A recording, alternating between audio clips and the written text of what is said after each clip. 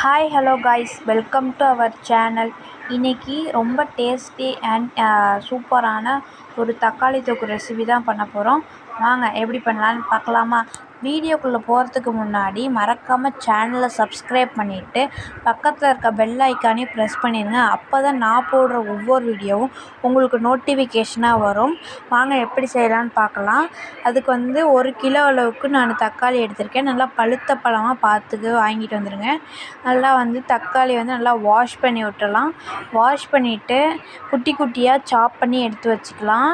நம்ம சாப் பண்ணும்போது அங்கே மேலே இருக்க காம்பு நீக்கிட்டு சாப் பண்ணுங்கள். நல்லா குட்டி குட்டியாக இந்த மாதிரி சாப் பண்ணி எடுத்து வச்சுக்கலாம். அடுத்து புளி, லெமன் சைஸ் அளவுக்கு நான் புளி எடுத்திருக்கேன். புளி எடுத்து அது நல்லா ஊற போட்டுடலாம். அடுத்து 1 கிலோ தக்காளிக்கு தேவையான அளவுக்கு பூண்டு சேர்த்துக்கலாம். பூண்டு நல்லா உளித்து இவ்வளோ பூண்டு நான் எடுத்திருக்கேன். அடுத்து ஒரு பேனில் நம்ம நல்லெண்ணெய் தான் ஆட் பண்ண போகிறோம். நல்லெண்ணெய் தான் நம்ம தக்காளி தொக்கு ஒரு 6 மாதம்னா கெடாமல் வச்சுக்க முடியும். நல்லா நிறைய எண்ணெய் ஆட் பண்ணிவிட்டு நம்ம சாப் பண்ணி வச்சுருக்க தக்காளியை ஆட் பண்ணிடுங்க. ஆட் பண்ணிவிட்டு நல்லா மிக்ஸ் பண்ணி விட்டுட்டு அடுத்து ஒரு 5 மினிட்ஸ் போல் மூடி போட்டு க்ளோஸ் பண்ணி விட்ருங்க. 5 மினிட்ஸ் நல்லா வேகணும். வெந்தக்கப்புறம் மறுபடியும் ஓப்பன் பண்ணி நம்ம கரைச்சி வச்சுருக்க புளியை ஆட் பண்ணிக்கலாம். ஆட் பண்ணிவிட்டு நல்லா மிக்ஸ் பண்ணி விட்ருங்க. மிக்ஸ் பண்ணி விட்டுட்டு மறுபடியும் மூடி போட்டு கொஞ்ச நேரம் வேக விட்டுறலாம். மறுபடியும் அடுத்து ஒரு 1½ டேபிள் ஸ்பூன் அளவுக்கு மிளகாய் பொடி, 1/4 டீஸ்பூன் அளவுக்கு மஞ்சள் பொடி, தேவையான அளவுக்கு உப்பு, அப்புறம் கொத்தமல்லி தூள் அது தேவையான அளவுக்கு ஆட் பண்ணி தக்காளி நல்லா சாஃப்டாக வேகணும். அந்த அளவுக்கு நல்லா வேக வச்சுருங்க. நல்லா இந்த பதத்துக்கு வெந்தால் தான் கரெக்டாக இருக்கும். நல்லா வெந்தக்கப்புறம் நல்லா ஆற விட்டுருங்க. நல்லா ஆற விட்டக்கப்புறம் மிக்ஸி ஜாருக்கு மாற்றிடலாம். மிக்ஸி ஜாருக்கு மாற்றிட்டு அது பல்ஸ் மோடில் வச்சு நல்லா அரைச்சி எடுத்துகிட்டு வந்துடுங்க. அரைச்சி எடுத்துகிட்டு வந்தால் இந்த மாதிரி பேஸ்ட் கன்சிஸ்டன்சியில் இருக்கும். அடுத்து ஒரு பேனில் தேவையான அளவுக்கு ஆயில் ஆட் பண்ணிக்கலாம். நம்ம நல்லெண்ணெய் தான் ஆட் பண்ணுறோம். தொக்கு ஃபுல்லாகவே நம்ம நல்லெண்ணெய் தான் ஆட் பண்ண போகிறோம். ஸோ நம்ம தேவையான அளவுக்கு நல்லெண்ணெய் ஆட் பண்ணிவிட்டு நல்லா மிக்ஸ் பண்ணி விட்டுட்டு கடுகு ஒரு 1/2 டீஸ்பூன் அளவுக்கு கடுகு ஆட் பண்ணி நல்லா மிக்ஸ் பண்ணி விட்டலாம். மிக்ஸ் பண்ணி விட்டக்கப்புறம் கடுகு ஆட் பண்ணி நல்லா மிக்ஸ் பண்ணி விட்டுட்டு கடுகு பொரிஞ்சதுக்கப்புறம் ட்ரை சில்லி, அதாவது காஞ்ச மிளகாய் ஒரு 3 எடுத்திருக்கேன். அந்த 3ஐயும் நம்ம ஆட் பண்ணிக்கலாம். ஆட் பண்ணி நல்லா மிக்ஸ் பண்ணி விட்டுட்டு நம்ம பூண்டு கட் பண்ணி வச்சுருக்கோம்ல, அந்த பூண்டை நம்ம ஆட் பண்ணிக்கலாம். பூண்டை ஆட் பண்ணி அது கொஞ்சம் பொரியிற மாதிரி வர வரையும் நம்ம வதக்கணும். அந்த அளவுக்கு நம்ம வதக்கிட்டக்கப்புறம் நம்ம அரைச்சி வச்சுருக்க அந்த பேஸ்ட்டு, அந்த டொமேட்டோ பேஸ்ட் ஆட் பண்ணிடுங்க.